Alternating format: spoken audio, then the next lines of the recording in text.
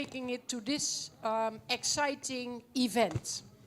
The title is, how can we improve the enabling environment for private sector to take action on nutrition? And I'm happy to have this session, but actually I don't like the title that much, because we should have left out private sector. We need to improve the enabling environment to take actions and to have better impact for improved nutrition. And to do this, we need everyone. We need the private sector. We need civil society to step up and move on. We need the government to take ownership. We need the UN to work together and to work together and to align with the government. And we need much more alignment with the government at country level. So don't focus only on the enabling environment for private sector. We all need to step up, move on, and get it done. Thank you. I'm happy to have you in our Sun Movement Nutrition Hub. Laurence Haddad, he's the director of GAIN, and he will be the moderator. Keep him sharp. Make sure that we have 15% of this session for interaction. Thank you, Gerda. Somehow I think you'll be moderating me as we go along.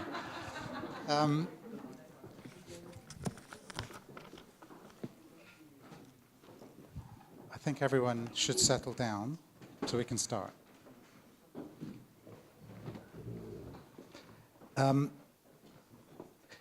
So it's great to be here. Thank you for coming. Thank you for inviting me. Thanks to Sun for organizing this great series of events.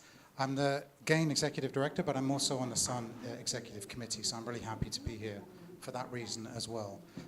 Thanks to the Global Panel, and Sandy Thomas is the Director of the Global Panel. Thanks to the Global Panel and to the Sun Business Network, and Johnny Tench is one of the coordinators of that. So thank you for organizing this. I was going to say before Gerda made her introduction that I already thought the title of this session was really ambitious and broad, but she's quite right. To make the environment more enabling for business, it requires everybody to work, not just businesses. Everybody has to be involved.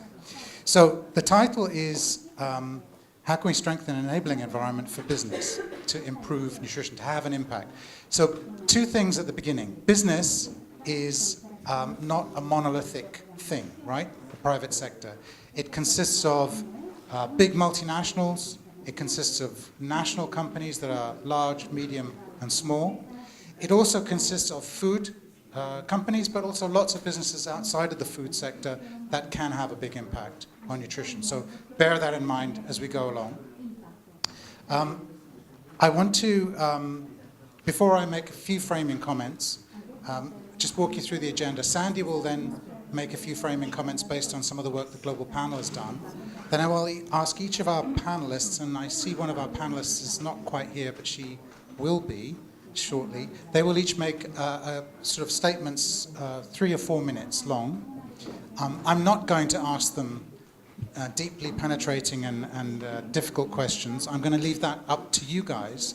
So at least half of this 90-minute session will be a Q&A session that I will try to moderate and make it lively and not boring, and try to keep you guys under control, because I know you guys will ask very long questions and some of you will start monologuing. You will not be able to monologue with me. You have to ask a short, sharp, to-the-point question, okay? No monologuing. Right, so what do we mean by enabling environment? Well, we know that businesses can do good things for nutrition, but we also know they can do bad things for nutrition. And we know that governments have developed quite good things to stop bad behavior. There's legislation, there's bans, there's enforcement of codes, there are taxes. These are all important, vital, useful things to incentivize businesses, to prevent them, to disable them to do bad things for nutrition. We know they can, and sometimes they do. But businesses in the nutrition sector are not like tobacco companies, right? Tobacco companies, it's hard to think of anything they could do that would be in the interests of public health. food companies can and very often do fantastic things that are positive for nutrition. The question today is, in addition to looking at some of the negative things that stop them doing bad things, what can we do to enable the ones who want to do good things to do even better things? And there are several kind of categories to bear in mind as we hear from our panelists and our speakers. First of all, how do we create the demand for nutritious food? Businesses often say to me in my role as GAIN director, oh, we would provide more nutritious food if there was a demand for it. Well, I don't really believe that so much. I think businesses shape demand, so they're part of the issue. But governments can do a lot more to build the demand for nutritious food themselves, working perhaps with creative agencies from the private sector, not from the food sector, but from the private sector, to create science-based, government-led, engaging, funny, humorous, emotional things that stick, messages that stick around healthy foods.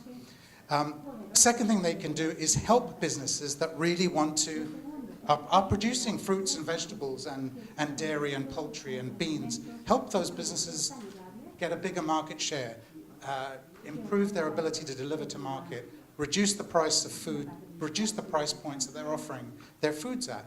I was in Ethiopia last month. The Ethiopian government is opening up big industrial parks around the cities. Are you telling me to lower my voice? I will lower. Speak more slowly, sorry. The Ethiopian government is opening up big industrial parks around urban areas. They are incentivizing businesses to come and locate there.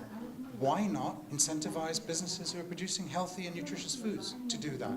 There are lots and lots of fiscal policies that governments can use in an activist way to encourage businesses to do the right thing.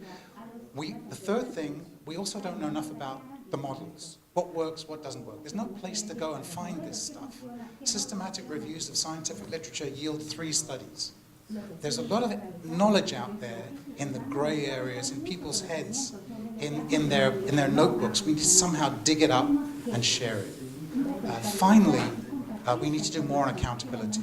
I'm really glad that ATNI is here, that ATNF is here, and Inga is here. We need to know which businesses are responsible and which ones are not responsible. Which ones can we work with and which ones we should not work with. And finally, the most important thing for an enabling environment is to talk. Talk to everybody. Dialogue with everybody. At GAIN, we talk to any business. We don't work with any business. We only work with the ones that pass our due diligence tests, that are responsible, that are doing the right things. But we will talk to even the ones that behave badly, because we want to convince them that it's in their interest to behave better. So talk. Don't shun each other. The only way to change somebody's head is to get them in a room and talk to them. So without further ado, let me introduce Sandy Thomas. Sandy's the director of the Global Panel on Agriculture, Food Systems and Nutrition. They do some fantastic work, and Sandy's here to tell you about the latest report. Okay.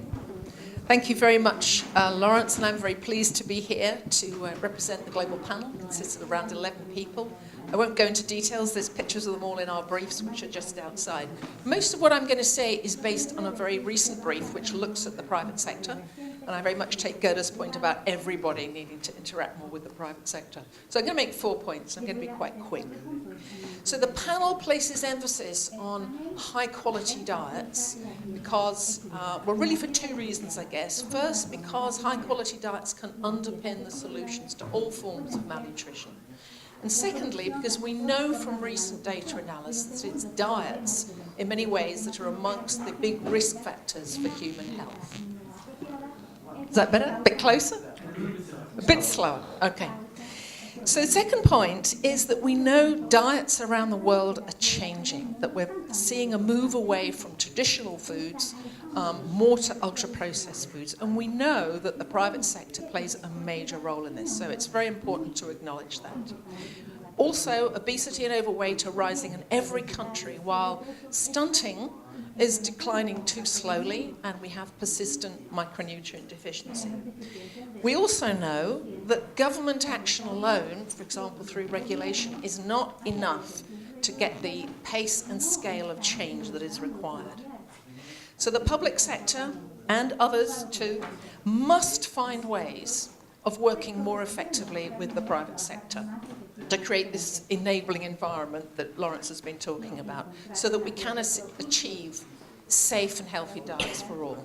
There are very few examples of where governments have managed to harness the power, the resource of the private sector in order to do this. And this is a very substantial missed opportunity.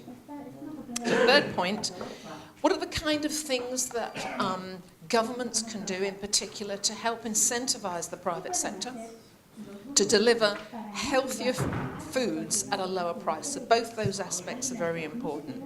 Well, of course, regulation, restricting marketing, advertising, limiting unhealthy components of foods is one way, and we see examples of that around the world. Promoting consumer demand needs to be really given much more priority. Whether it's education, whether it's dietary guidelines, marketing, all of these things need to play their part. Improving infrastructure, Lawrence just referred to that, particularly for transport and storage, so fruit and vegetables, dairy and so on, cease to be quite so perishable. This is really important. Taking a more measured approach to the restrictions that we see on informal markets, because many poor people in low and middle income countries, they buy their food from informal markets, and these are often subject to bans and all kinds of restrictions, closed down, and often because of food safety risks, they sell quite unhealthy, highly processed food. So working with informal markets to improve sanitation, hygiene, get training in place is actually something that should be given more priority.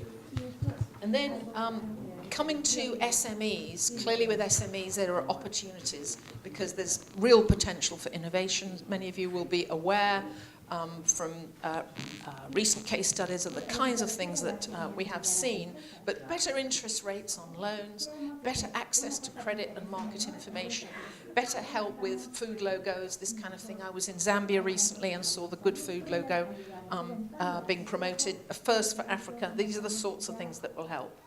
And then there's significant lack of trust and accountability in the food sector as a whole, and although we have the ATNI index, which is making some headway, we need other mechanisms to cover farmers, local companies and entrepreneurs so they can take the risks to develop and sell more nutritious food. And then finally, managing risk. There are very few insurance products that can protect entrepreneurs from the kinds of hazards they will have to confront when they take these risks with making different kinds of products. They have very limited ability to bear risk when they're very small and in a LMIC setting. So, final point, the private sector, I think, has already demonstrated that it has real potential to positively affect diets. And it's demonstrated this by what it's already done in terms, for example, of reformulating products. Sometimes this has been voluntary. We've got examples with sugar, saturated fats. We know that the food sector does a lot of processing, which makes foods more edible, it makes them cheaper, it makes them more readily available through the year, etc. Ready-to-use foods, we're familiar with that. Those are made by industry in a number of places. And, of course, fortification. So the private sector already does these things very well, but there's a lot of other things that are done that are not really promoting healthy diets. But there can be positive steps, and these should be encouraged. So in conclusion, I would say that the fact that the private sector has a profit motive in of itself does not mean that we shouldn't be ambitious about healthy diets. That should be able to work in the same direction. But we will need this right mix of incentives and policy regulations if we're going to reposition food systems to being more about health outcomes and diets and less about agricultural production, which I think is what we tend to see. And so on a final point, this repositioning is really time for change. Thank you very much. Thanks, Sandy. That was really succinct to the point and very substantive. Thank you so much. Now, I'm going to turn it over to our great panel. Panelists, I am changing the rules a little bit on you. I'm not going to ask you questions after your presentations. Feel free to give us your one policy recommendation now, or you can save it to after the Q&A, because I will come back to you after the Q&A with the audience. So it's up to you. You can make your points now and give us your policy recommendation now, or policy recommendation at the end. So I leave it up to you. Your job is to get us to be as concrete as possible in terms of give us an example of something that you've seen that is enabling for businesses, or tell us what you think needs to change in your context to make businesses more incentivized to do good things for nutrition. So that's your charge, really. Give us one or two concrete things that you know about or would like to see. So without further ado, I'm going to hand over to the first person listed on the panel is Bin, and he's been very nice to me because he said, you don't have to pronounce my name fully, but I'm going to try, at least your last name. And his name is Bin Ravello Harrison. Not very good, huh? Sorry about that. And he's the Sun focal point in Madagascar. And he's going to tell us about Madagascar's successes in this domain. So Bin, over to you. Merci beaucoup, Monsieur le Président. C'est tout un plaisir pour nous de partager l'expérience de Madagascar. Le partenariat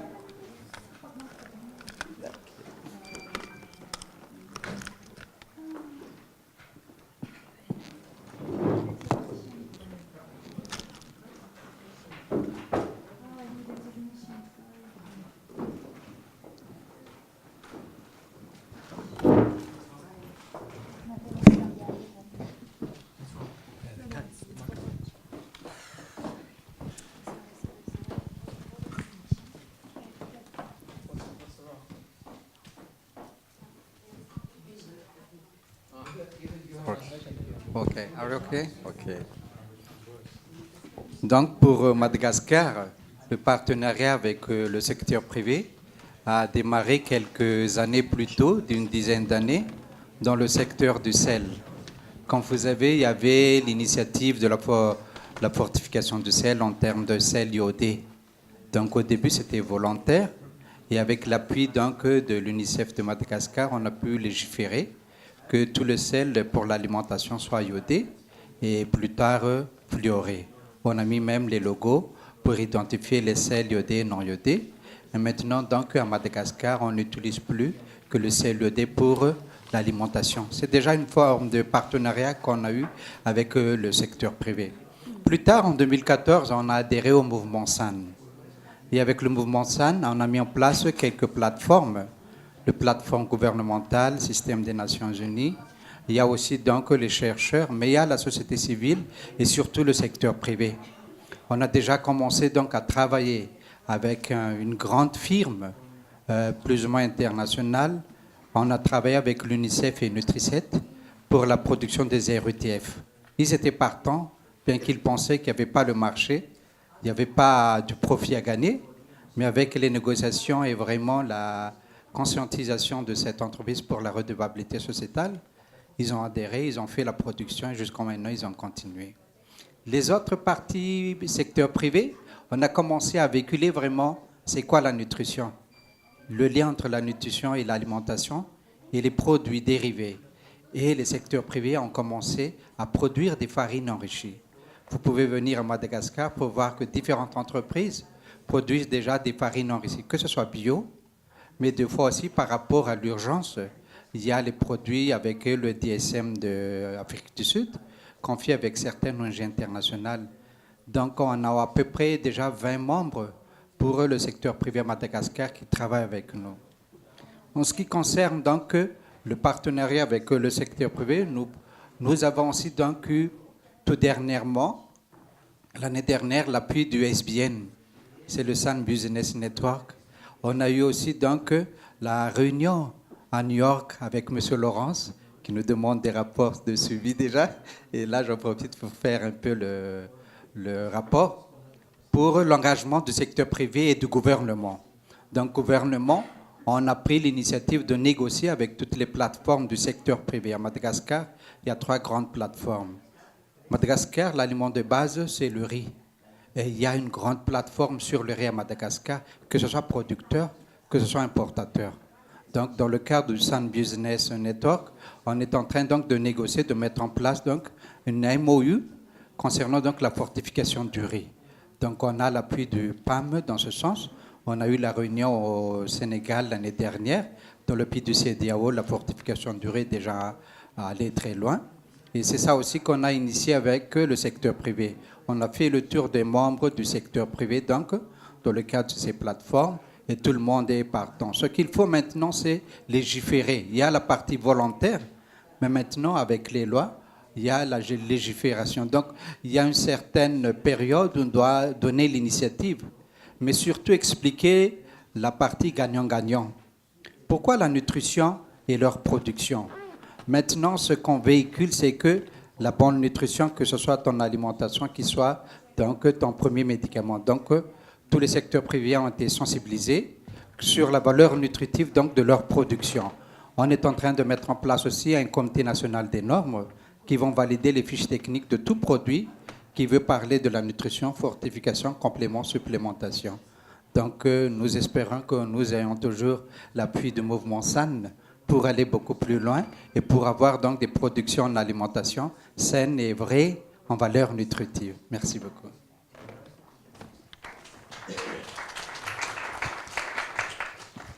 This is my non-subtle hint that it's time to come to a close when I stand up. But thank you very much. That was great. Iodized salt fortification, this is often a really important entry point to working with businesses to build up trust, to understand how it works. The science is pretty clear.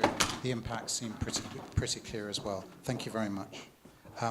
Translators, I'm really sorry I'm speaking so fast. I'll try to slow down. Over to Rita. Rita Shine is working with the Sun Business Network team. She's also a GAIN staff member. So Rita, over to you. Oh, right. Thank you, Lawrence.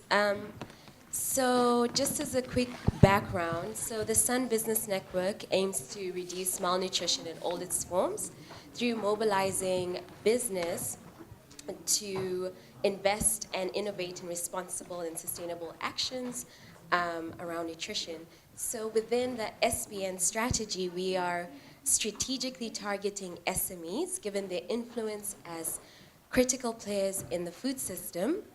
Now, to date, we have around 16 networks, 16 established networks, comprising of around 400 companies, of which 80% are SMEs.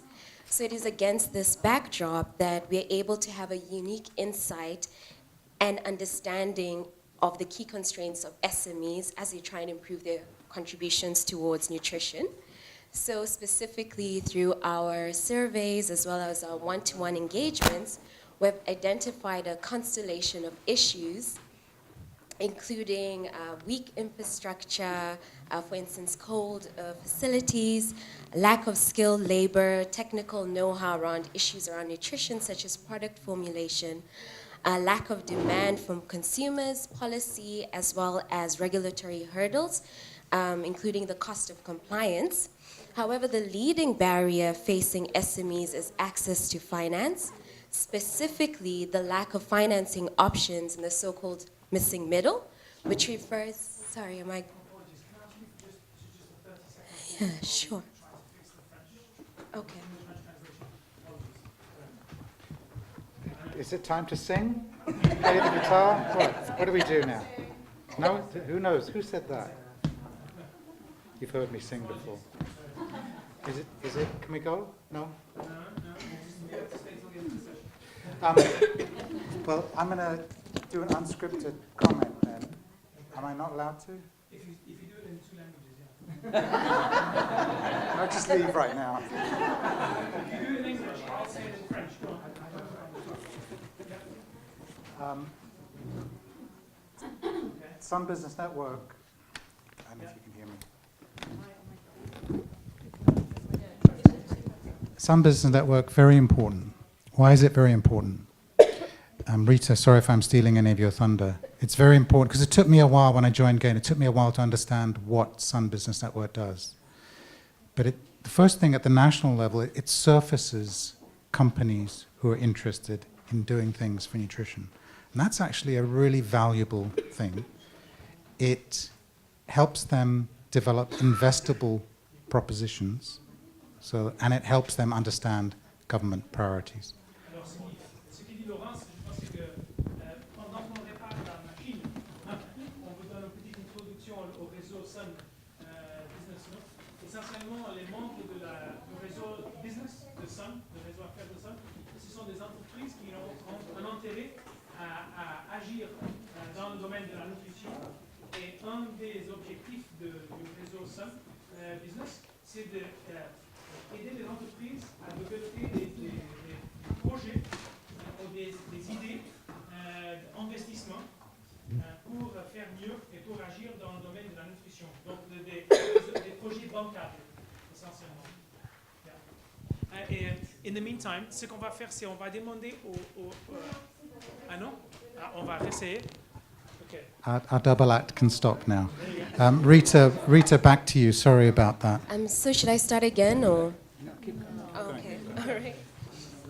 So the leading barrier facing SMEs is access to finance, specifically the lack of financing options in the so-called missing middle, so which refers to entrepreneurs requiring medium to long-term financing in ticket sizes within the range of 100 to 2 million. Interesting enough, when we ran similar surveys with our financiers, it revealed a very different perspective. So finance providers revealed that funding is available, but there's two key related issues impeding funders to fund nutrition-sensitive or specific SMEs. The first is the lack of a well-defined investment space. So basically, funders need the evidence building that has and continues to be generated around nutrition priority areas and solutions to be packaged and translated into actionable consumer market and investment insights that can inform investment decisions. So this includes understanding the elasticity of demand for specific products, validating purchasing power of targeted consumers, as well as issues around customer acquisition costs. Have targeted customers been successfully sensitized, or are they aware of the benefits of said nutritional products or foods? Second, there is a weak pipeline of investment-ready businesses with solid company fundamentals that are pursuing nutrition objectives while demonstrating robust financial returns. So where nutrition is integral to the business objective in terms of profitability as well as the overarching objective of the business. So this is especially an issue for commercial financiers. And these commercial financiers are currently looking at nutrition as a thematic area which can be switched on and off. So if it's not integral to the profitability model, then it's something that they're simply not interested in. So a lot of work needs to be done around providing a demonstration case of a pipeline of targeted businesses that are in this sweet spot of pursuing healthy nutrition as part and parcel of a profitable business model. Sorry. Thank you, Rita. That was great. Please give Rita a round of applause. So Rita basically highlighted the fact that circle of profit and the circle of nutrition, they don't always overlap, and we have to work hard to get them to overlap. And finance very often doesn't help them get to overlap more. Partly it's on the finance side, but partly it's on the business side. They need to develop investable propositions that financiers can actually invest in. And let me turn now to Alison. Alison Cairns is the Managing Director of FRESH, which is the Food Reform for Sustainability with Health initiative. She is with the World Business Council for Sustainable Development. Over to you, Alison. Thank you very much. So just so you know a bit more about FRESH, FRESH is actually an initiative that's come from the EAT Foundation and the World Business Council for Sustainable Development. And really what it's seeking to do is change the mindset, because to shift diets, mindset needs to change. from a very focused, production-led food system to a food system which is much more focused on people's wellness, and for that to be at the centre of the food system. I think what's encouraging from Fresh is that about 40 multinational companies across the value chain have got together to create a global business partnership, which is actively looking at consumption challenges, but also the how we grow food and what we grow to. And our collective ambition is to create healthy, sustainable, healthy and enjoyable food for all, produced responsibly within planetary boundaries. And we're looking forward to the publication of the Eat Lancet Commission report later on in the year around healthy diets from sustainable food systems as a bit of an orientation point for the work that we're doing on business solutions. One of the things that we want to make sure we are is very sort of science-based, and we'll get there's a lot of science that is telling us and pointing us in a particular direction, and we'll get more hopefully from the Eat Lancet. Hopefully they'll spell out the 2 degrees for the food system. But what we've been doing over the last little while, particularly this year, is a series of science and strategy dialogues, which is really bringing together business scientists, academic scientists, and civil society, and again contributed to our first SSD earlier on in the year, to really understand science from a business perspective and also scope out the business solution space from which we can act. And I'd like to just share a couple of challenges, because we want to focus on the controversial challenges that are in the food system, not the things that we necessarily all agree on. And the challenge one that we looked at was increasing nutrient quality of packaged food. And we do believe that packaged and processed food has a role to play in delivering a more sustainable and healthy food system.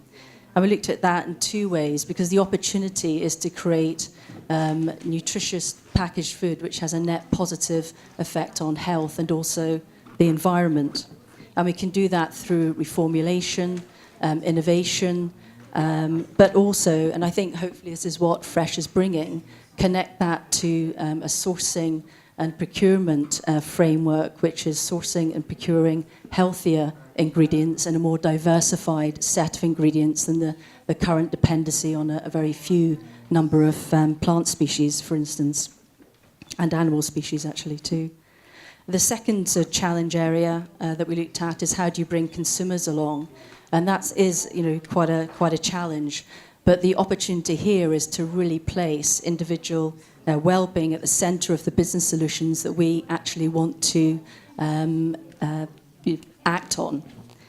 And we want to do this in a number of different ways, because there are a number of different levers that we talked about during these dialogues. So it was an interplay really between 4 different elements: marketing and advertising, and how do you optimise marketing to increase acceptability of healthier and more sustainable products; taste and reward, and the biological underpinning of taste and reward; acceptability, but also availability; and also habit, because changing behaviour is an investment in changing habits. And I think that's one of the barriers that we talked about from a business point of view. It can be very costly to launch a product and do a behaviour change intervention as well to really make that shift happen. And just finally, just on the first science dialogue, which actually again did participate in, we're publishing an outcome paper which goes through in a bit more detail deliberations, plus some of the ideas for action that will hopefully come from those, and that will happen just before the Stockholm Food Forum, which is happening on the middle of June. Thank you very much. Alison, thank you. A couple of things you said on pick up on. Dialogue is really, really important. Even if you disagree or you think you've got nothing in common, don't assume you don't agree on anything, and don't assume you've got nothing in common. Talk. I think it's really important not to demonize all processed foods and all packaged foods. There's a real danger of that. I think Sandy, in her comments, said packaged and processed foods make food available, nutrients available to people who normally wouldn't get them. And make them more nutritious as well. Of course, they can go the exact opposite way and make them complete junk food. But like most technology, it depends how you use it. So thank you very much, Alison. I'd like to pass the mic to Inga Kaur. Inga is the Exec Director for the Access to Nutrition Foundation, and they just published their global report yesterday. So over to you, Inga. Thank you, Lawrence, and thank you for having me here on the panel. Yesterday we published the third Global Access to Nutrition Index, and for me the most important takeaway is that it proves that companies can make progress, and also within 2 years, because if I compare the results between 2016 and 2018, on average all the companies have made progress of almost 1 point on a scale to 10. And for me, and of course I congratulate the leading companies on the index, Nestlé, Unilever and Danone, but for me personally the most inspiring example was a company from my own country, the Netherlands, Friesland Campina, a dairy company that made progress. They scored 2.8 in 2016 and were now scoring 6. So that is more than 3 points in 2 years out of 10. So I think that shows how companies can progress if you ask them at the table and really hold them accountable for the progress they are making. So that's the good news. If I look at the areas of concerns, like Alison and also the other speakers were saying, too fast? Okay. I will take that into account. So then the areas of concern, like Alison was saying, and the other speakers as well, there needs to be done a lot in the area of product reformulation. We've seen in our research that globally only 1 out of 3 products can be classified as healthy. And if you look at the developing or emerging markets, these percentages are even lower. So for China, we found only 13%, and in India, for example, 21%. So there is an enormous challenge to accelerate the reformulation efforts of those companies. Another area of concern is the marketing of breast milk substitutes. We believe that companies in the baby food sector should really increase their efforts to become more compliant with the code in order to ensure that breastfeeding is protected. We were happy to see that some of the companies made progress. We also saw that more of the companies are now engaging with us and talking to us about making this progress, but it is still something that we really urge the companies to take action on. That brings me to what other stakeholders can do, because I really believe that companies are not alone in this area, and we need to take into account the competitive market environment that companies are acting in. So I would also like to urge governments and advocacy groups can help with that, to implement the code into local regulation, because that is also about enabling a supporting environment for the companies to take their responsibility. I was really impressed by the example that Ben mentioned about Madagascar, because if I look at our index, the most successful examples when you talk about tackling undernutrition with commercial strategies, it is always about companies talking with the government and civil society organizations taking action. So also here, companies can make steps, and we've seen some very strong evidence-based examples. But again, it only works if the government provides the frameworks within, for example, fortification or labeling, so that then the companies can take action. Thank you. Thank you, Inga. It's great that you've mentioned the fortification example, because even when legislation is in place, the effort to guarantee compliance, as WFP and others know, it's a huge level of capacity for government and businesses to ensure compliance with key standards and formulations. Thank you, Inga, for ATNI. I think ATNI is a real game changer. I think it's probably some of the businesses would have improved anyway, but I think ATNI has been a spur to them to do that, and we can get into that more in detail. How do we extend these kind of tools to the national and subnational level. Our next speaker, I have to get my glasses on, is Dilka. And Dilka, I'm probably going to mangle your last name again. Apologies, Pieris. And Dilka is the Sun Civil Society Network Coordinator in Sri Lanka. And she's going to talk to us about what opportunities exist for civil society to increase engagement with businesses. Dilka.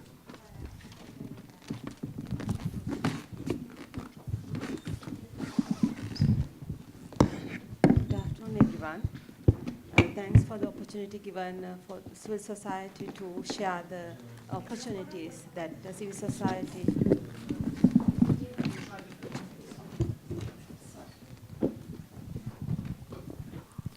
Good afternoon again. Thanks for the opportunity given for civil society to share the experience related to this and to speak about the opportunities that we have, which enables the civil business network to engage with the civil society as well. So let me start with this way. After hearing the other panel members, I say there are a number of healthy opportunities we can see if we correctly identify the partner, address the need, targeting the issue without creating the problems that I see as CSOs. So globally and in our country level, we are facing a big issue in financing nutrition.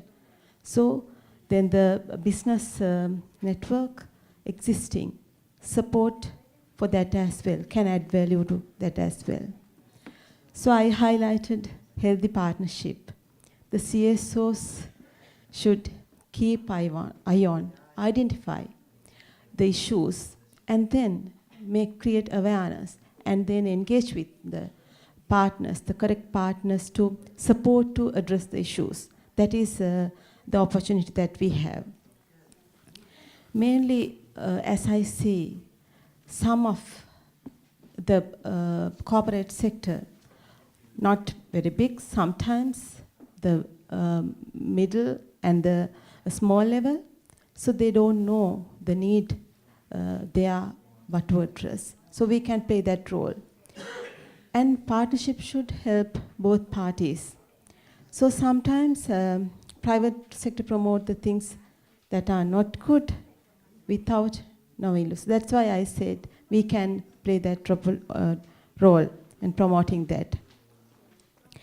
And also, let me share some experience from my country as well, which CSOs also initiated. One of the CSO member in our Civil Society Alliance, they organized a good market, the name called the Good Market, which promotes the organic products. Because, you know, now in our countries as well, these vegetables and fruits are contaminated with chemicals due to these fertilizers and other things. So they came up and then they invited the business, those who are in the food industry, to come up with support for the organic products promotion. So then they created the Good Market. So it is going on well, not only the small scale, but the large level industry people in the country also support into that. So then it is, we see there are some good interventions that I told the healthy partnerships. So, and also we have seen in many other countries, there are some telecommunication companies supporting the health sector, especially using the CSOs to promote nutrition activities, as well as using for the monitoring. The volunteers are involving with the governments. That's another good thing I see. And let me go for the how can CSOs support to this. CSO can play a role in, as I mentioned, the awareness creation and supporting to identify the correct need, and then monitoring as well. we can be a kind of a watchdog as well sometimes, supporting both parties, the government and then the business partners as well. So we can play that monitoring role. We have good examples, the CSOs. In most of the country, including my country, we are supporting for the BMS code monitoring. So it's a support for the government as well. So that role we can play. So then we can approach the food industry again on the misleading advertisements influencing the children, parents. So we can tell them, request them. So that dialogue, actually, I think as civil societies we can do.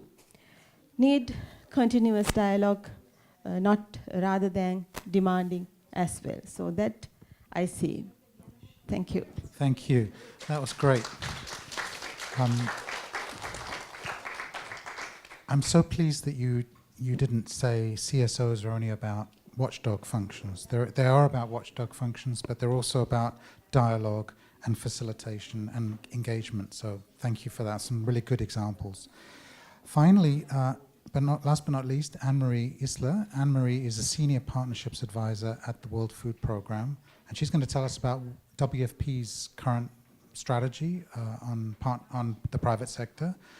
And it's good that those of us outside the UN, are a bit puzzled about the UN's attitude towards the private sector because different agencies have very different attitudes. So over to you, Anne-Marie. Well, I can tell you I have a good attitude. And just to build on thank you for inviting me to this panel. Actually, it should have been Lauren Landis who was on this panel, so I definitely cannot fill her shoes, but I'll do my best to chart you through some of these points. And I was recently reading your article about the policy carrots and sticks, and I really like the way you mentioned you had spent 25 years of your career in the public sector, but I think you said your 18 months on GAIN really had you convinced on what we need to do. So I'd like to borrow your line and say my whole life has been spent working in the public sector as well. And I got an opportunity to start working on private sector about a year ago, and I really have been retooled. My brain is now really on this, and I'm on board, and I think there's a lot that we can do. I want to go back to a point that Gerda made in her introduction, where she said we all really need to work together. And my question and statement to all of you is really, if we're going to reach SDG 2 and Agenda 2030, then of course we really have to do this all together. If we look at the Addis Ababa framework back in 2015, where it looked at how are we going to finance the SDGs, half of that funding is supposed to come from private sector, and a lot of that is supposed to come from national private sector. So how are we going to do this, and how are UN agencies going to do this and create this enabling environment? We have the same structures as GAIN in a way, where we have due diligence, and there are partners that we don't partner with, that don't make it through our due diligence, but we also have partnerships that we have built over the years. And we also build capacity of private sector partners in many countries. So it's not just about how UN agencies can build partnerships from private sector, but it's also about how UN agencies are going to help build private sector partnerships and local capacity as well. And as agencies like WFP move from implementation to capacity, it's not even about capacity building anymore, it's really about capacity strengthening. How are we going to do this, and how are we going to create that enabling environment? I've been told to slow down. My apologies for that. So one way that we are doing it in general in a UN agency like WFP is by changing our DNA, in which we now have in each country, not only in our corporate strategy, but in all the countries that we work in, we have what's called a country strategic plan. And before these country strategic plans even get drafted, we have what's called a zero hunger review, or a strategic hunger review. And let me draw a synergy back to the Sun Business Network, because there's a lot of, and we are also a co-convener of the SBN, there's a lot of similar thinking there when it comes to the private sector, because we need to, first of all, what is our FSN strategy within that country, and then looking at mapping the synergies out with industries. And not only, there are some countries, of course, we may not have direct partnerships with the private sector, but get them on board in the discussion of our strategic plans and our zero hunger view and have them at the table. So there are various ways that we are doing that throughout that whole process. We now have 67 countries which have country strategic plans, of which about I would say 80% in some way, shape, or form have engaged the private sector either at the table or by directly implementing programs within the country. Since we have a strict mandate on time, I'm going to jump right into some examples and tailor my intervention. I'm going to start with one that Professor Sandy mentioned in the beginning, which is the Good Food logo one in Zambia, which maybe some of you are familiar with. So what we've done in Zambia with the SB, with the Sun Business Network, this is an affliction that many of us who work at the UN have. We tend to speak in acronyms. But what we've done with the Sun Business Network and with local companies and other relevant stakeholders is to develop this quality seal that will support improved consumer decision-making around food choices, aiming to reduce both overnutrition associated with and non-communicable diseases, as well as micronutrient deficiencies. The seal is implemented by the government via the local Bureau of Standards, but subscribed by the private sector, so that individual companies may differentiate and market themselves on the basis of promoting healthy diets. This model was developed with the long-term vision of expanding it within the Southern Africa region, and we're doing something similar in Ghana, and we've already had requests from Peru and other countries in our Panama region to build on the lessons learned from Zambia. Moving to another region in El Salvador, WFP and the Ministry of Health collaborate to support time goes fast. Pregnant and lactated women by working with a national supermarket chain to launch the retail sale of a high-quality food porridge that previously had only been available through hospitals and clinics. Women involved in the program were given vouchers for redemption in supermarket, and this was also made for sale to the general population, allowing not only for increased access to healthy, quality, nutritious products for everyone, but also awareness of the retail chain and, of course, profit opportunities for nutritious foods. 20 seconds. Well, wow, we didn't even get into the humanitarian context and how we can operate there. So Anne-Marie, you'll have time later. I'll have time later. So let me just use a quick example on de-risking and another aspect, because a lot of the food systems examples were already used. Let's look at supply chain and how can we improve supply chain when we talk about nutrition and nutritious products. In Rwanda, we collaborated with the Ministry of Health. As you know, they're working on a program to reduce childhood stunting through the production of a locally fortified blended food. And this partnership actually created a separate entity called Africa Improved Foods to produce the fortified blended food locally rather than having it coming from Europe, thus making the supply chain and capacity local. And we're even looking at blockchain, using blockchain applications for improved supply chain when it comes to nutritious foods. Anne-Marie, can I ask you so I had a lot of other examples, but I will close it there. And bring them into the Q&A. Yeah, okay. and if I'd love a Q&A on rethinking private sector in humanitarian contexts, because we have done some thinking around that. Thank you. Thank you very much. WFP's been a brilliant partner for GAIN, so thank you, WFP. And they're really one of the most innovative organizations thinking about the private sector and how can we engage with them to reduce hunger and malnutrition. Thank you, panelists, for being brief and to the point. Audience participants, I count on you to be as brief and to the point as our panelists were. The floor is open. Yes. Let's take a few at a time, yes? Yes, please say who you are. And I'll start here and come up. Go ahead. Oh, you don't have the microphone, sorry. Je vous remercie et je tiens à remercier aussi les intervenants pour la clarté et surtout la qualité de leurs interventions. D'un point de vue d'un législateur, j'aimerais parler d'un cadre environnemental qui favoriserait davantage la prise de position et surtout l'engagement des entrepreneurs du secteur privé dans cette initiative mouvement SAN.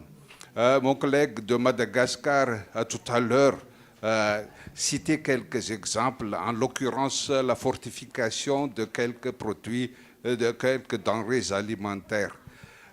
Moi, du point de vue d'un législateur, j'aimerais savoir si le cadre légal qui existe dans ces pays sont déjà propices et favorables pour vraiment susciter davantage la prise de position de ces opérateurs. Sinon, il est temps, à mon avis, que nous, les parlementaires, nous, le Parlement, avec le gouvernement, travaillent sur un code ou une loi qui favoriserait et l'engagement des entrepreneurs et aussi l'accessibilité, l'accès de la population à ces denrées alimentaires. Et je ne parle, par exemple, que des problèmes de la tarification. Est-ce que les prix sont vraiment les prix appropriés pour la population? Les problèmes de taxation, est-ce que les taxes ne constituent-elles pas une barrière? Moi, je vous remercie d'avance. Thank you, sir.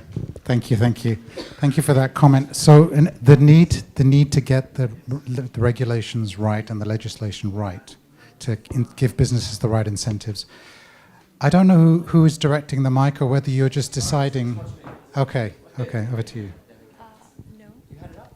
Okay. You had two hands up. Right, so...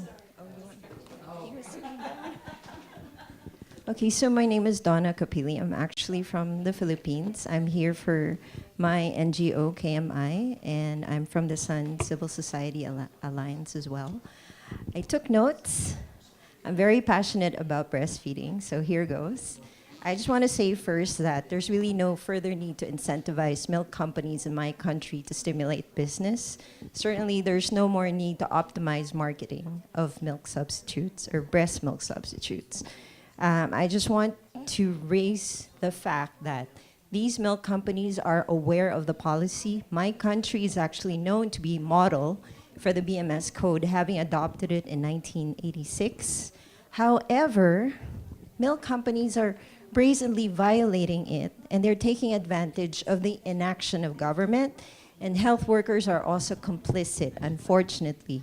Recently, the Pediatric Association in my country, I'm a pediatrician, I'm a neonatologist, but in that convention, they were footing the bill for accommodations, and there were also quite large exhibits of milk companies not having gone through the IAC approval mechanism. So that's a big issue. Can I ask you, can you give them a question? Sure, the question is really, given that this history of milk companies in my country, how do we even begin to trust milk companies? But I do have a quick second question. Just for the lady, please. In Rwanda, it was mentioned that for stunting, there's actually manufacture of locally blended fortified foods. Why are we addressing stunting using locally blended fortified foods when stunting is rooted in suboptimal breastfeeding and in poor maternal nutrition? Thank you. Thank you. Panelists, you're noting these questions down religiously, right? Who's next? Yes. Hello, my name is Tisezo Elias. I'm a focal point from Lesotho. Excuse me. My country, Lesotho, is landlocked by South Africa. And most of our foodstuffs are actually imported from across the border in South Africa. So I would just like to get advice from our panelists about how we can work beyond borders now to try and improve relations between business and improvement of nutrition in our country. Secondly, because of the fact that we do not have that many companies that actually produce foodstuffs in our country, we do have some other opportunities to work with a lot of other business sectors, such as your financial institutions, banks, construction companies and so on, textile and so on. And we have actually been able to bring them on board on several of our nutrition events. And we'd like also to get some ideas on how we can improve on this kind of relationship, even if it is not specifically with companies that are directly related to food production proper. Thank you. Okay, thank you. Great questions. I'm going to give it back to the panelists. We had one on what do we do, how do we engage businesses that are outside of the food sector? How do we get the legislation right for fortification? Do we really need to incentivize milk companies to do more?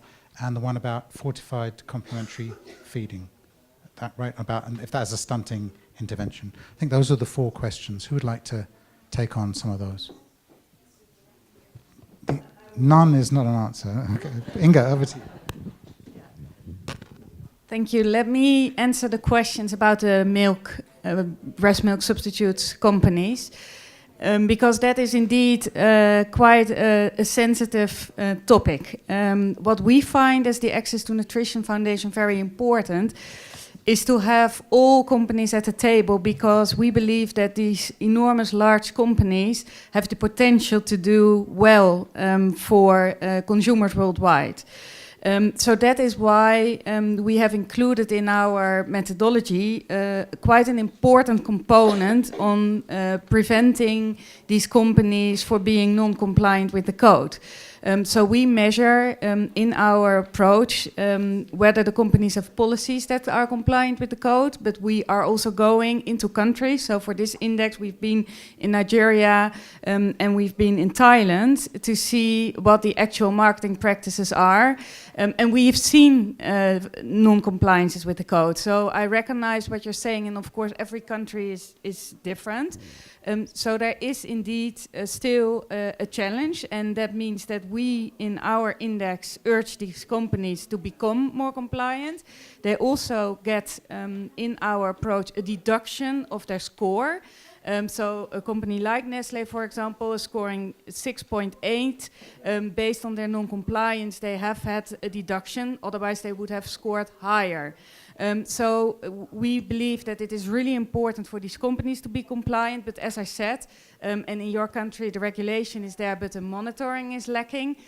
So indeed it is the combination of monitoring and regulation that is important. So we strengthen your message, and we think that it is really important to work on that. On the other hand, I really think that it is a missed opportunity to say, well, these companies cannot do anything. Because if you look at, for example, fortification programs and bringing healthier options to rural areas, these companies can do also positive things. So we need to encourage them to do more positive, and we need to avoid to have the negative.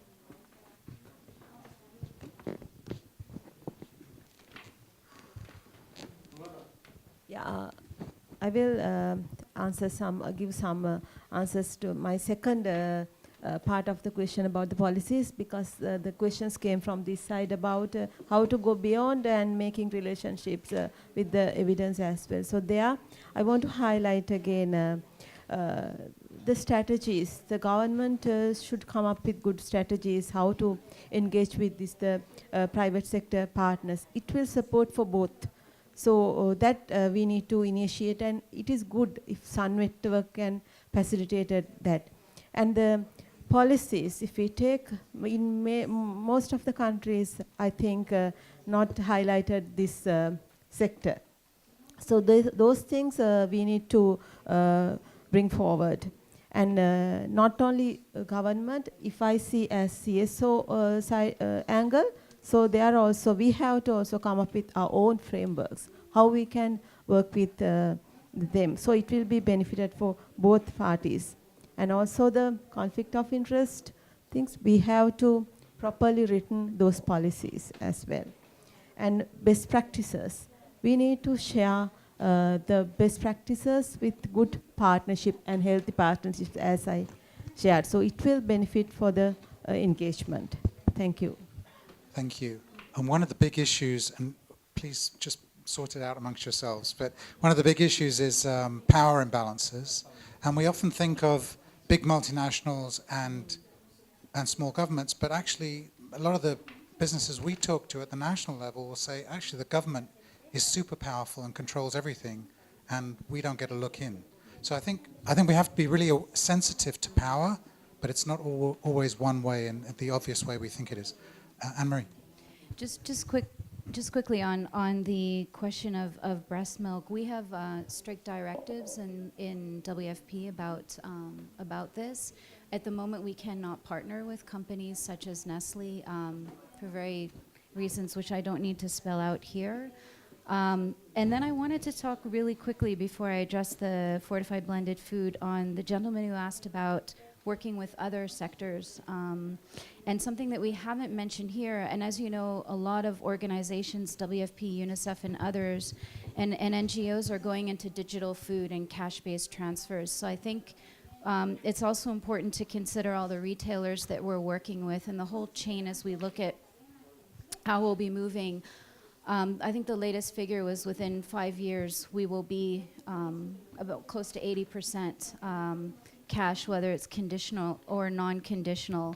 And this ranges, when we think about private sector, this can range from incentivizing traders in more fragile contexts and even looking at the issue of fresh foods and linking back to food systems as we think about all that we will do in the area of cash. And really, mobile phones, social media is another really yeah. important platform. Again, it's being used to promote, I think, a lot of junk food, but it can be used to promote healthy foods as well. It's up to us as champions for nutrition to use these platforms and technologies to promote nutrition. Ben. Merci beaucoup. Je voudrais partager les lois, la façon dont travaille le gouvernement Madagascar. Il y a là-bas donc une agence que le gouvernement a mis en place, la CSQDA. C'est quoi? C'est l'agence de contrôle sur la qualité des denrées alimentaires. C'est cette agence-là qui octroie à elle-même, c'est quoi? L'autorisation de mise sur le marché, que ce soit des produits importés, que ce soit donc la production locale. Donc une loi donc n'est pas négociable. Il n'y a pas de, comment je vais dire, négociation. C'est l'application tout court de la loi par le gouvernement. Tout ce qu'ils veulent importer ou produire, donc, se sont restreints à ces lois-là. Ce n'est pas pour dire qu'il y a des contraintes pour les producteurs et les importateurs. Au contraire, il y a des opportunités. Dès qu'ils donc se tiennent à cette loi-là, c'est le gouvernement cette loi qui protège leurs produits mis sur le marché. Et il y a déjà, donc, comme je dis, les logos pour le CLOD, c'est un exemple. Hein. Tout le monde achète les CLOD avec les logos. Maintenant aussi, avec les produits fortifiés, on a l'Alliance nationale sur la fortification alimentaire. Tous les produits qui ont ces logos-là, tout le monde peut les acheter. Donc, leurs produits sont protégés. Ils ont le grand marché, donc, par rapport aux autres producteurs qui n'ont pas encore donc, ces logos-là parce qu'ils n'ont pas encore passé par notre comité de normes. Vous voyez donc que nous avons utilisé depuis 2014 donc, le logo du SAN, c'est s'engager ensemble avec le secteur privé et les motiver parce qu'il y a un grand marché pour qu'ils puissent investir. Donc, on les soutient, que ce soit pour les recommandations, pour que ce soit pour le prêt bancaire, pour que ce soit la consommation, la population, parce qu'on a aussi notre société civile qui soutient la nutrition. Donc, c'est un peu le cadre qu'on voudrait partager. Merci. Thank you, Ben. I think food standards agencies are some of the most important agencies at the front line of all of this, and we need to really, really strengthen their capacity to say what is a nutritious food and what isn't. We talk about nutritious foods, but there's no real definition of what that is, and it will vary from country to country. Really important. Alison, did you? Just a couple of points. The gentleman over there talked about effectively the true cost of food and ensuring that the externalities are really integrated in how we account for it. And I think that's a really important point and one of the areas that we're actively looking at in terms of fresh. But I think one of the things that we come across is the business case for shifting food systems. And one of the things that, from a policy point of view, governments could do is to look at repurposing agricultural subsidies and repurposing them to drive different types of behaviours from business and different crops that are grown, and integrating that with your sort of public health sort of nutrition guidelines as well. So you've got a complete value chain shift, and that's something that we would be actively sort of encouraging discussion on and debate. Hello. So this is just in response to the delegate from Lesotho around how to engage with the private sector. Oh, sorry. So from our experience with the Sun Business Network, one of the key ways of doing that is trying to make sure that the dialogue that governments are having with the private sector incorporates all actors within that space. So it's not enough to have dialogue with SMEs, but not including within that dialogue the actors in which they're going to engage with. So for instance, financiers. And for instance, in Nigeria, they convene a series of workshops with SMEs as well as the actors in which they work with to understand at state level what are the key priorities. So where would you want us to invest in? And then also having the discussion around how can you make it easier for us to invest? And also, it's something that Ndila said about engaging CSOs and the Sun CSO network needs to talk to the Sun Business Network in that country. Don't just talk to each other. I think that's what you're also saying. Sandy, did you want to say something before we go back to the floor? Yeah, thanks, Lawrence. Just a couple of comments, picking up on Alison's point about subsidies. I mean, there is evidence from US subsidies for fruit and vegetables showing that if you, in poor areas, if you do subsidise these, you can increase consumption by about 25%. So coupled with taxes, this can really be quite powerful. And then just on the point about Lesotho, so even if most of the food is imported, there's still scope, I think, because you could have companies, for example, championing school feeding programs on the supply side, on the demand side. You could have all kinds of initiatives directed at improving consumer education and so on. So I think even with that unusual situation, you could still have both the supply and the demand side sort of activated by non-food production companies. Thank you. Thanks, Sandy. And of course, governments are, in many countries, one of the biggest procurers of food. And so if governments are not saying to businesses, this is the kind of food we're going to buy for our schools and our hospitals and our prisons, and then that's a failure in leadership. So governments need to get their acts together, because that sends a signal to the business in that country. Yes. Thank you. Marita Johansson, UN Office for the Coordination of Humanitarian Affairs. We've heard a lot about fortification, and I think I've only heard once reference to promoting whole wheat flour. I'm just wondering, where are we in terms of promoting the consumption and availability of whole grains, food in its most natural state, as a way perhaps to get the nutrition that is needed, and on top of which you can then add fortification, as opposed to removing the fortification and then having to add it afterwards by processing, for instance, brown rice into white rice. So, thank you. Good question, panelists. Note that one. Hu Kran from Helen Keller International, Cambodia. I am also Sun's CSA for Call Point.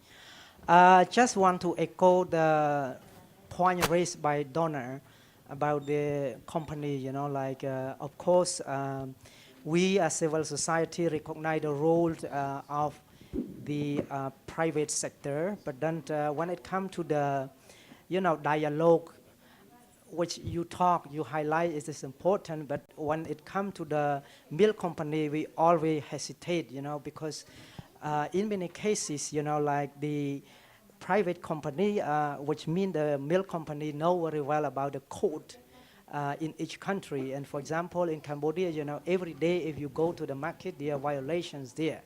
So my point is that, when you talk about the dialogue, in what you say, what would be the guideline for us to do the dialogue? Because, you know, like they already know about violations. And to me, I don't know what is the point to do the dialogue.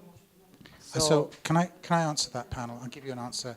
I talk to the Nestle folks and the Danone folks all the time. I say to them, we can't work with you again. This is why we can't work with you.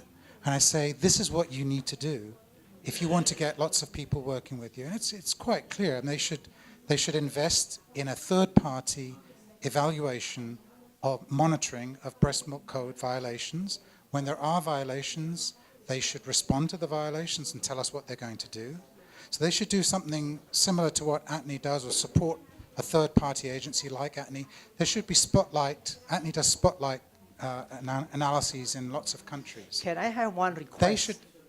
They should support ATNI and other third parties to do spotlights in 50 countries every year. Can I have one request? That's just my view. You have the Sun Business Network. Of course, you know, like we would do whatever we can do based on our situation in each country to report the code violation. For example, civil society also joined that. But then, you know, like depending on the country, some countries take actions, some countries do not take actions. But in case if the country do not take actions and the company repeat, you know, violation, can we report to the Sun Business Network to take some actions? Rita, what's the answer? Yes. Yes. Okay, short and sweet. Johnny's going to be cursing us later on. Johnny, is that the right answer? It's the right answer, right? Of course you can.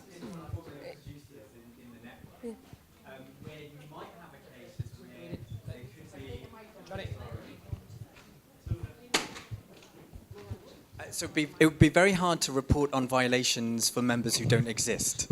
Where I think there is great ways where the civil society and business network could work together. But Johnny, I thought the question was, even if there are no members in the network, can violations be reported to the network? Was that the question? Yeah. Sorry, go ahead. Okay, so I misunderstood the point. I thought it was around violations in a country with that business network. I mean, absolutely, we can take all the evidence that you want to supply. As Lawrence mentioned, we have good dialogue with Danone and Nestle. We don't work with them in a programmatic way, but absolutely happy to collect evidence where it exists and help have dialogue with those countries, with those companies. Is that the point? Does that help? Inga. Yeah, but I would like to add one point, because I think it's really good if there is indeed clarity about violations. But on the other hand, I would also really advise you to go into the conversation with the company yourself in the country, because you should not underestimate how influential you are, and really to show and put on the table what you have seen in the market or in the hospitals, and ask attention for that. I am really convinced, perhaps not always with every company, but that there are companies willing to listen and then take more action if you push for it.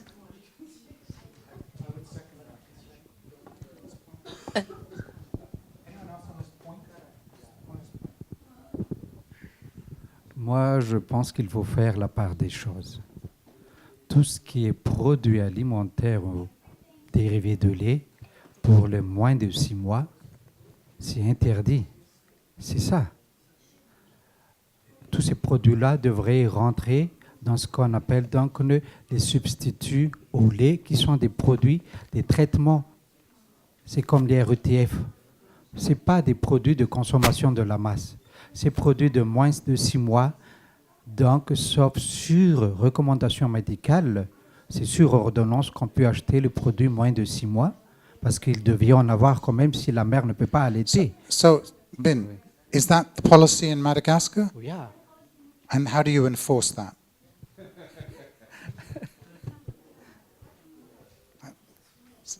Non, tout cela, c'est comme je dis, ce n'est pas mis sur le marché tout ce qui est contraire à l'AME, allaitement maternel exclusif. Mais à partir de 6 mois, parce que nous avons des besoins, parce que nous sommes en retard de croissance chronique, nous devons lutter jusqu'à 2 ans. nous avons besoin des produits fortifiés. Donc ça dépend des cas des pays. Mais il faut respecter la loi pour les moins de 6 mois, sauf sur recommandation médicale, c'est l'allaitement maternel exclusif. Voilà.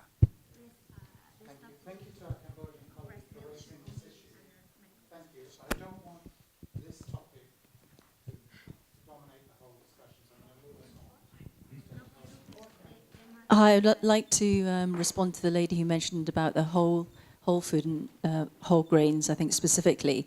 And I think certainly within Fresh, we're actively looking at that and how do you increase whole grains alongside dietary diversity. And I think you'll find when the Lancet report comes out later on that there'll be a focus on that and driving the expansion of whole grains. And we're actively looking at how we help make that happen as part of our Fresh action areas.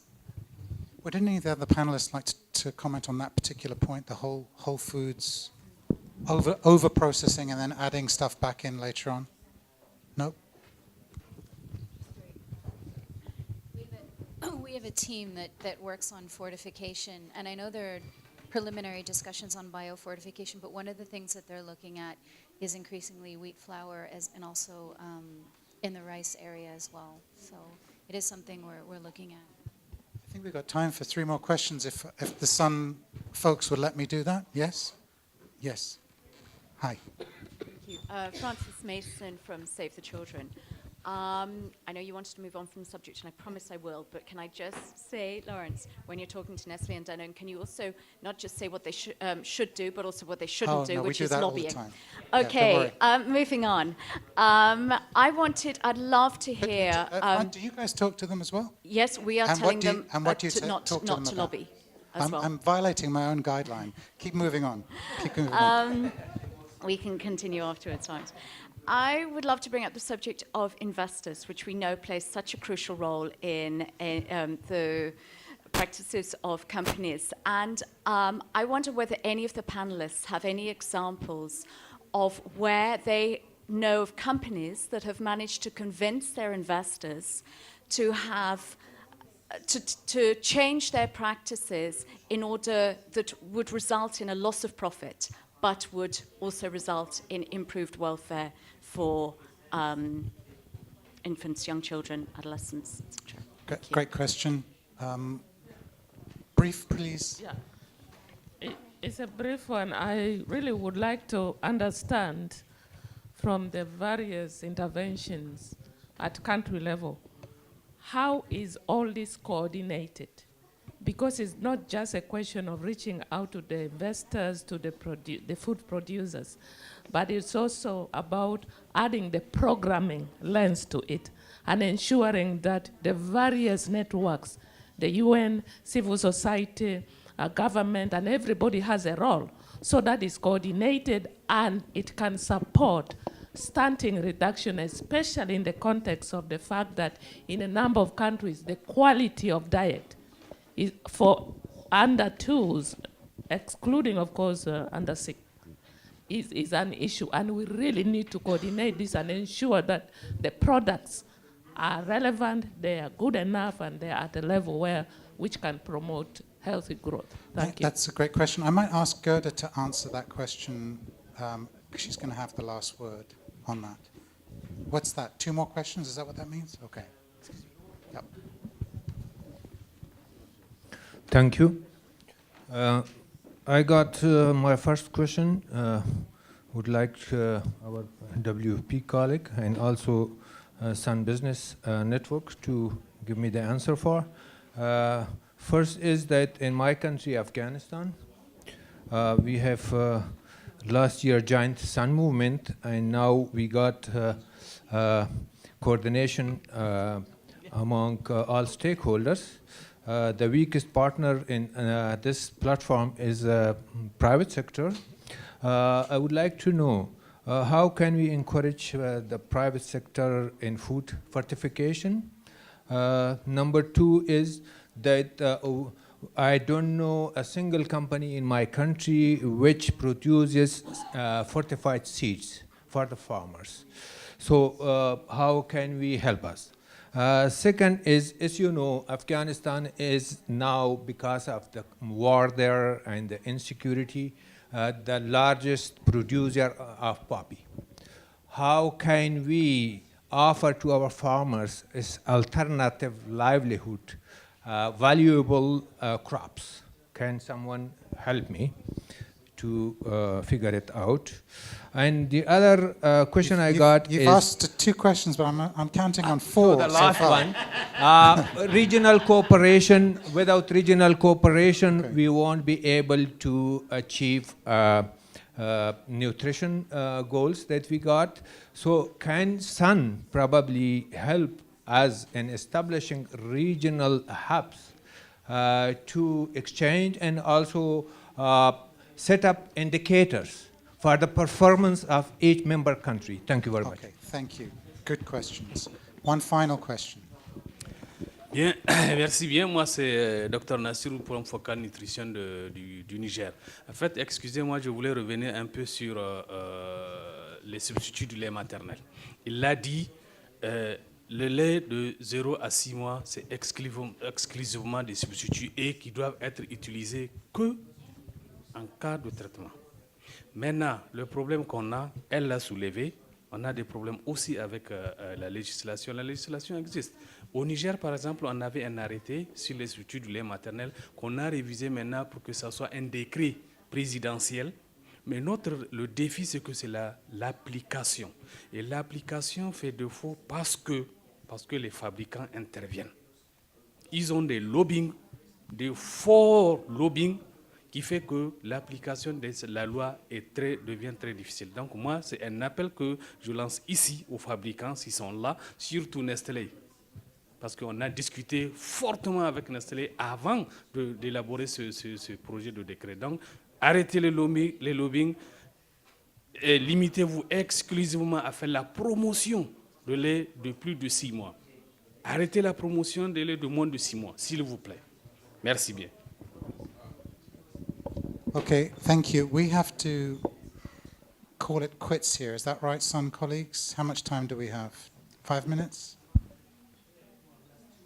2 or 3, less than that. Each panelist wants to give us a 10-second comment.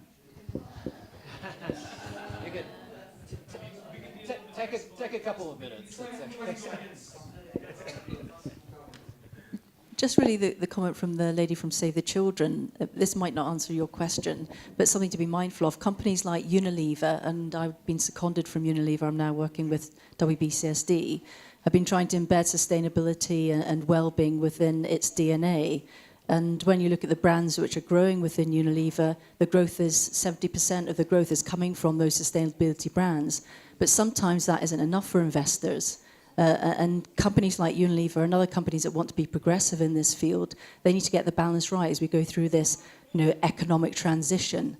Because Unilever found itself subject to a takeover by a company which simply didn't share its values. So I think, helping companies to be able to go through that transition is really quite an important part that we can collectively play in collaboration. Yes, I would like to add on that, Francis, that indeed investors play a major role. We are more focused on mobilizing investors to influence the companies towards the right direction. But that is a very important point also to get it on the agenda within the companies. If we can mobilize those investors, that is really powerful. Hello. So I think on the investor bit, I think there are quite a few investors that are investing in nutrition sensitive or focused businesses, but they don't realize they're doing it. And I think this goes back to the crucial point around really defining what the investment space is. And if there's no consensus in this room, what more of investors that we're trying to mobilize? Okay, and on the point around fortification, I think it would be quite interesting to see some of the examples from GAIN around looking at how to work with small-scale fortification companies such as Sanku, which I think is something we can take. La mise en application de la loi c'est multisectoriel à Madagascar. Quand je passe à CSQDA, les ministères de commerce, santé, l'ONN et tout, et c'est retirer sur le marché les produits qui ne respectent pas ces lois. Tout ce qui est vendu sur le marché moins de 6 mois, c'est retiré sur le marché. Il y a les inspecteurs de commerce. La coordination, c'est pour ça on est rentré dans le mouvement SAN, parce qu'il y a les plateformes gouvernementales, système des Nations Unies, secteur privé, société civile et les chercheurs. Tout ça, ça discute trimestriellement et discute des problèmes rencontrés et trouve des solutions ensemble, des orientations et même des sanctions si nécessaire. Mais surtout donc donner les opportunités aux investisseurs et producteurs parce que le besoin est là, mais respectant les règles et les lois. Merci. Thank you, Ben. Thanks. I too agree with some of the comments from our CSO colleagues as well and the others. Sun Network, Sun Business Network, plus the Sun movement as a whole, we have a key role to play here. Like we have to be sure and vigilant on what are we going for. The best suitable, appropriate partnership we should forge rather than diluting our good name in the global level. Thank you. Thank you. Anne-Marie. So I'll cover ones which haven't been covered. I have a question for all of you, which I think is important and addresses some of what our colleague from Afghanistan is. I want to know, how can we de-risk the last mile and how can we really reach those furthest behind? So as we talk about creating an enabling environment to really reach those in the last mile, we have some work that we've done and a lot of ideas that we have, but it's still an area when we talk about creating that enabling environment in humanitarian context. And I know that the Sun Business Network is looking into this, and there will be a meeting in Tanzania among the networks, which this will be one of the topics that we discuss. I think this is an area where we don't have all the answers yet. And then just quickly on the investors, creating alliances are also something that we've looked at. Some of you may be familiar with the Farm to Market Alliance that WFP has. There's Rabobank, Syngenta, as well as other members of this alliance. And it's not that they've operated at a loss of profit, but they've operated in an indirect way at a pro bono to really ensure that smallholder farmers have access to more competitive markets. It's more complicated than that, but that's my short way of Great, thank expressing you. that. Thank you, panelists, and thank you, audience. I'm going to pass it to Gerda, but I want to make 2 comments. One is, sunlight is the best disinfectant. So the more transparency we have out there, the better way we drive out bad behavior all around. And I completely agree with Inga. Civil society organizations, you're more powerful than you think you are. Businesses are terrified of you. Don't underestimate your ability to make them nervous. The second thing is dialogue is the oxygen for finding solutions together. If we don't talk, we can't define the red lines, we can't identify the red lines, and we can't find the solutions within them, and we can't move the red lines around. So keep talking, keep exposing good behavior and bad behavior, and as Gerda would say, we have to work together. Thank you so much, all the panelists and also the moderator, but also you as participants. Let me make a few takeaways. To build the agenda, this afternoon was only a warming up. Only warming up. We're not even started there. Because we all need to reset our mind. So as Laurence in the beginning said, it takes a different mindset. It's not a mindset of criticizing only. It is the mindset and the preparedness to build an agenda in a critical dialogue. So we don't need to avoid friction and to or give the right name to things and criticize each other, but we need to be ready to step out of our comfort zone as well, because we need all different players around that table. Thinking about what can you to contribute to get there, together, and what do you as a group, civil society, UN, government, what do you need to take out, also for the private sector? Because we need to create here a win-win. You need to bring something, you need to get something out of it. And only then we are able to start and build this discussion. I would like to thank you very much here. But we will continue to have this dialogue, first within Sun with the different networks, because we are blessed that we are a movement, and we are blessed that we have different players in our network, and we will bring them together and we will build together the dialogue. When it comes to the breast milk substitute companies, the dairy companies, yes, they are naughty, but they will not behave if we don't bring them to the table, and if we are not able to hold them to account and to do the naming and faming if they behave better, and to do the naming and blaming and shaming and even more if they don't behave better. But we need to build the case with them, but because we cannot do without them as long as we have governments who are able to set the regulations, but not able to maintain them and to get companies to obey. We also have to encourage government to say to companies who want to invest in their country, what do you need as an enabling environment? Governments are ready to do this, but they need to also ask the company, and what can you bring? Will you support us, government, and our society to get a healthy and nutritious future? This is something we have to learn. But we can only learn it if we have the right mindset, if we are all ready to step out of our comfort zone. Nobody can stay inside the comfort zone. And if we are ready to roll up our sleeves and hold each other to account, but also to support each other.